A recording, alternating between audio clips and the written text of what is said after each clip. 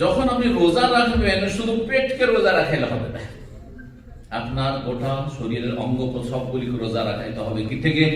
রোজা রাখা মানে বিরত, রোজার মানে সিয়াম মানে বিরত থাকা। তো বিরত রাখতে হবে সমস্ত পাপাচার থেকে, তার নেগেটিভ যত গুনাহ আছে গুনাহ থেকে বেঁচে থাকতে হবে রোজার অবস্থায়, এবং এটি ট্রেনিং কোর্স সর্ব অবস্থায়, রোজার দিনেও রাতেও গোটা বছর সারা জীবন এই ট্রেনিং কোর্স এর মাধ্যমে। যে রোজার দিনে আমি পানাহার করলাম না, যে পানাহার রোজার রাতে জায়েজ আমার জন্য, সে সুতরাং সুদ খাবো না, ঘুষ খাবো না, হারাম খাবো না, হারাম কাজ করবো, হারাম দেখবো না, হারাম শুনবো না, আর পাপে লিপ্ত থাকবো না, অন্যায় করবো না, জুলম অত্যাচার করবো না, যেটা সর্বদা হারাম, এর ট্রেনিং করা। সুতরাং রোজা রাখলে গোটা শরীরকে সমস্ত গুনাহ থেকে রোজা রাখাইতে হবে, শরীর অঙ্গ প্রত্যঙ্গকে। আর রোজা রাখার আরেকটি গুরুত্বপূর্ণ দিক হচ্ছে যে রোজা যখন রাখছেন তো অন্য অন্য ফরজগুলি যথাযথ আদায় করতে হবে। রোজা রাখছেন আর সাহারি খেয়ে রাত 12টায় দোকানপাট বন্ধ করে ডিউটি করে সাহারিটা খেয়ে রাত 12টা 1টা 2টার সময় ঘুমিয়ে গেলেন আর ফজর পড়লেন, রোজা হবে? এইরকম রোজা রাখবেন না? না, রোজা রাখবেন এইভাবে।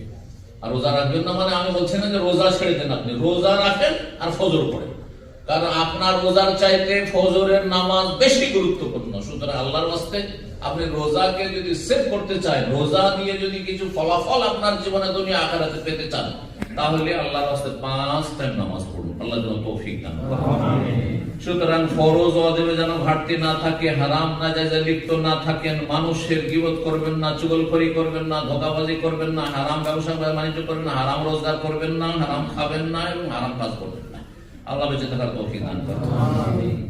রোজা অবস্থায় দোয়া কবুল হয়, রোজা অবস্থায় দোয়া কবুল হয়। দোয়া কবুলের যে সময়গুলি রয়েছে বা অবস্থা রয়েছে মুহূর্তের মধ্যে একটি গুরুত্বপূর্ণ হচ্ছে রোজার অবস্থায় সারাদিন যে কোনো সময় দোয়া কবুল হয়। আর বিশেষ যত ক্ষুধার্ত হবেন, যত সন্ধ্যা ঘনিয়ে আসবে আসর থেকে মাগরিব এই সময়টা আরো বেশি, যত পেটে জ্বালা আছে, আল্লাহর ভয় আপনি খাচ্ছেন না, আল্লাহর ভয় আপনি পানি পান করছেন না, তত বেশি দোয়া কবুলের চান্স রয়েছে। সুতরাং এই সময়গুলিতে আপনি কি করবেন? বেশি বেশি দোয়া করবেন। আর ইফতারির সহি দোয়া যেটি রয়েছে সেটি হচ্ছে যাহাবা জামা ওয়াবতাল্লাতিল উরুক ওয়া সাবাতাল আজর ইনশাআল্লাহ।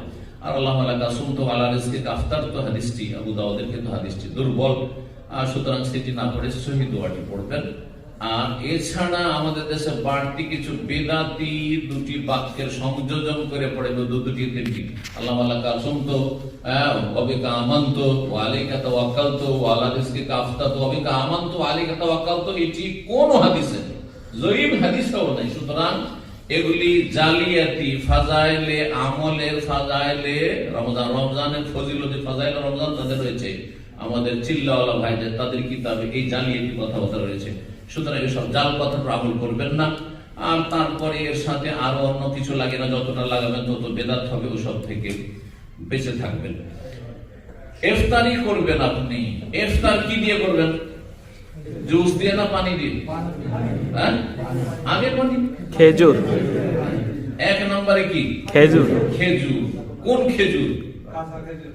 রোতাব, যেটাকে তাজা খেজুর, যেটা গাছ পাকা খেজুর। রোতাব খেজুর কোন খেজুরটা বলা হয়?